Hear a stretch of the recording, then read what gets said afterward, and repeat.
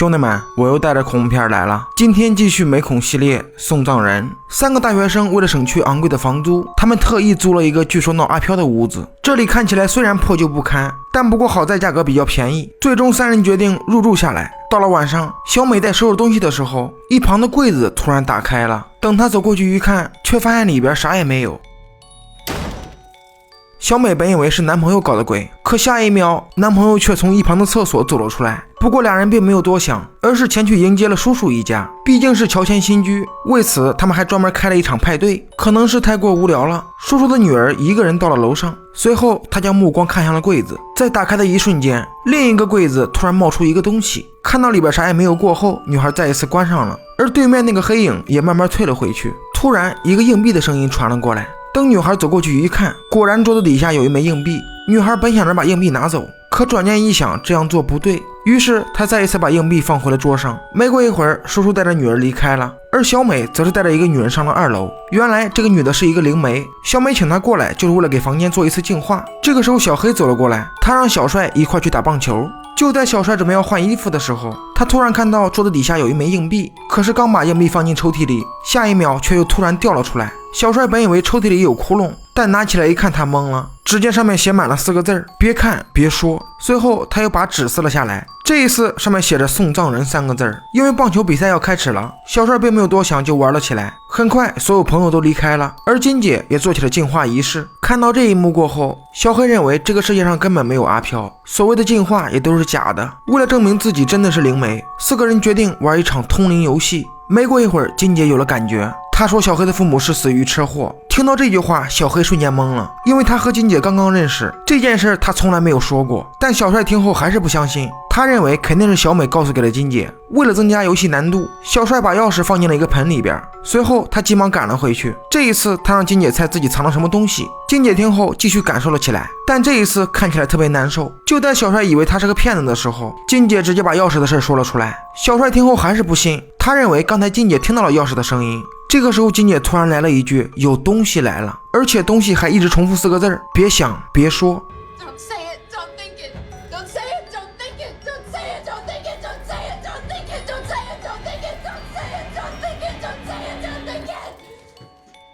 看到这一幕，3个人瞬间懵了。小帅刚说出送葬人3个字，家里的灯瞬间停了。等小黑再一次把灯打开，只见金姐在地上痛苦的躺着，而小帅也终于相信金姐是灵媒。到了深夜，小帅突然被惊醒，此时他对面似乎站了一个人儿。等打开灯光一看，原来只是一件衣服而已。就在小帅准备睡觉时，突然听到女朋友说了一句梦话：小黑我爱你。他本以为女朋友是在开玩笑，但问了很多遍，小美并没有回答。突然一个声音传了过来，等小帅下楼一听，原来是小黑和金姐在屋里加班呢。就在小帅准备上楼时，那个声音从另一个方向又传了过来。在好奇心的驱使下，他慢慢的朝着声音走了过去，但诡异的是楼下啥也没有。到了第2天，小黑准备开野马跑车送金姐回家。说到车，我上个月也刚在瓜子二手车上买的21款特斯拉 Model 3才9万9，比新车便宜了13万，开起来跟新的一样。新车掉价快，上瓜子二手车才更划算。瓜子每台车都经过官方专业检测，还能试开3天，放心买。现在去瓜子搜车好省，你们也能9万9买特斯拉，千万别错过。没过一会儿，俩人到了。就在金姐准备下车时，小黑突然发现他头发上有很多虫子，但诡异的是，等他再一次看去，虫子却消失了。本来小黑还要加一会儿班呢，看到这一幕过后，他瞬间没了兴趣。很快他到了家里，而小帅也有了新发现，只见墙上布满了很多抓痕。随后他把这个事告诉给了小黑，但小黑却认为是那天派对朋友弄的。说完过后就前去了厨房，并且对着小美说了一句：你纯洁又漂亮。而这句话刚好被小帅听到，但他并没有多想，而是认为小黑还没有醒酒。听着小美一直咳嗽，小帅想着给她泡一壶茶吧。这个时候小美再一次睁眼，只见小黑啥也没穿，说了一句来吧。诡异的是，小帅似乎没有听到那句话，再一次看向门口，小黑却突然消失了。到了晚上，诡异的声音再次出现了，而且无论小帅怎么喊小黑和小美，却始终没有人回应。无奈之下，他只能一个人跟着声音走了过去。可打开门一看，抓痕那个地方并没有变化，门口也是空无一人。就在小帅准备要回去的时候，声音再次传了过来，而且位置就在地下室。因为担心有坏人藏在里边，于是小帅走了进去。经过一番摸索过后，只见这里的墙上也有抓痕。突然金币掉落声传了过来，等小帅捡起的那一刻，一个人影突然闪了过去，小帅被吓得急忙跑向门口，突然门又诡异的关闭了。小帅本想继续逃跑，这个时候小黑和小美赶了过来，原来他们俩一直都在客厅，根本不知道小帅喊过自己。小帅听后气坏了，他认为俩人肯定背着自己干坏事了，刚才自己明明喊得那么大声，怎么可能会听不到呢？为了让小帅相信自己，小美给他看了一本书，只见上面画着一个神秘人和一条狗。看到这一幕，小帅想起了送葬人，但他还是不信这个世界上有阿飘，直到小美说了一句话，送葬人3个字一直在脑子里徘徊，如果他们想忘掉，那么眼前就会出现幻觉，从而让自己失去理智。到了深夜，小帅再一次醒了过来，只见对面的衣服看起来像个人影，而且柜子也在同时打开了。这个时候小美突然醒了过来，但柜子里那个东西却消失了。等小帅再次看向衣服，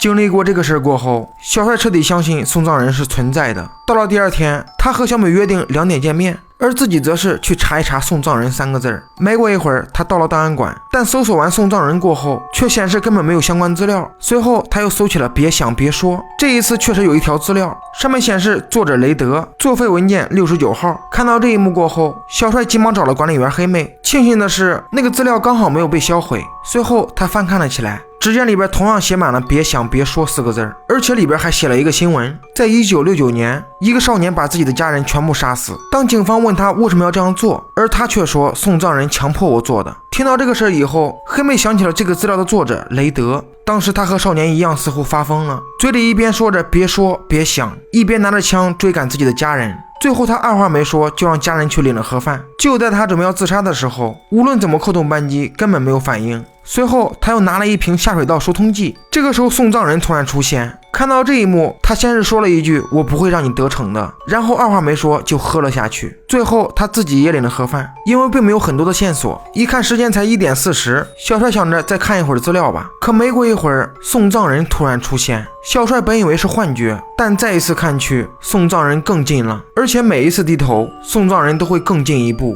就在他不知道该怎么办的时候，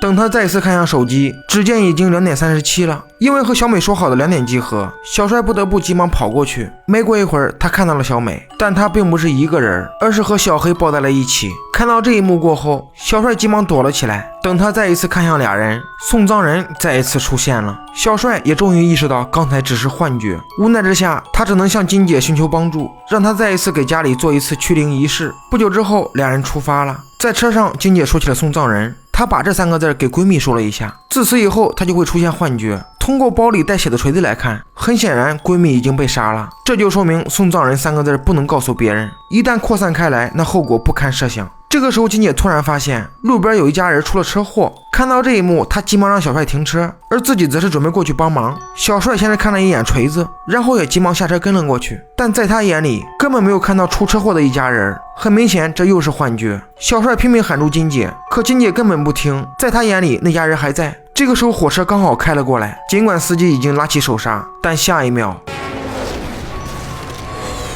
看到这一幕，小帅被吓得彻底绝望了。不久之后，警方也到了现场，小黑和小美也赶了过来。因为出车祸那家人是幻觉，在火车司机眼里，小帅拿着锤子在追金姐，他认为小帅绑架了金姐，金姐为了逃跑才会出事的。最后小美和小黑回家去了，而小帅则是被留下来审问。经过一番调查过后，警方在金姐家发现了一封遗书，上面写着她杀死了闺蜜，并且还计划着要把小帅他们3个一块杀了。也正是因为此事，小帅最终摆脱了嫌疑。没过一会儿，叔叔赶了过来，他一直询问小帅发生什么事了，但小帅心里很清楚，他知道一旦说出来，叔叔就会遭殃。为了不连累其他人，他二话没说就开车离开了。没过一会儿，他到了家里，这个时候耳边突然响起加班的声音。等他走过去一看，才发现原来是小美和小黑在加班。看到这一幕，小帅彻底生气了，他拿起棒球棍就来了一下。可再一次看向小美时，他正躺着睡觉呢。小帅终于意识到刚才又被幻觉欺骗了。这个时候，黑妹突然打来电话，她说自从上次查完资料过后，她脑子里总会出现送葬人3个字。小帅也在同时有了新发现，他在小美的衣服里发现了一张纸片，上面写着雷德作者的妻子，太阳山路83号床头柜。因为雷德作者已经领了盒饭，他的妻子为什么活了下来？这很有可能是唯一摆脱送葬人的办法。随后他急忙挂了电话，而黑妹则是说了一句我一会儿就到。随着镜头缓缓移动，只见黑妹正拿着一把刀子，身后还躺着被他杀死的家人。不久之后，小帅到了作者家里，他让老人把作者说的一切都告诉自己。原来作者雷德当时是一个记者，少年杀人案发生以后，他就一直在打探这个消息，最后查出的结果则是某一种死神能让人疯狂。自此以后，作者就像变了一个人，他在家里写满了别说别想。老人本想问他发生什么事儿了，这个时候作者突然掏起了一把枪，明明老人啥也没说，但在作者眼里，老人就是在责怪他。不过最后作者清醒了过来，为了防止这个名字不再扩散，他把所有知道名字的人都给杀了。而老人活下来的原因，就是因为他不知道名字，作者从来没有告诉过他。小帅询问老人该怎么解决这个事情，而老人则是拿了一把枪出来，他让小帅杀死所有知道名字的人，最后再自我了结，这就是唯一的解决办法。这个时候老人准备收拾一下篝火，突然大火蔓延了过来，只是一瞬间，老人就被火焰包围，他大喊着向我开枪，但小帅知道这绝对是幻觉。等他再一次睁眼，只见老人完好无损，啥也没有发生。小帅认为只要面对幻觉什么都不做，那么所有的事都不会发生。一想到小黑和小美还不知道这件事，于是他急忙朝家中赶去。可是刚走没一会儿，车的前方突然出现一个人，小帅心里知道这一定是幻觉，随后他一直加速直接冲了过去。果然和他想的一样，这就是幻觉。但他这边刚准备松一口气儿，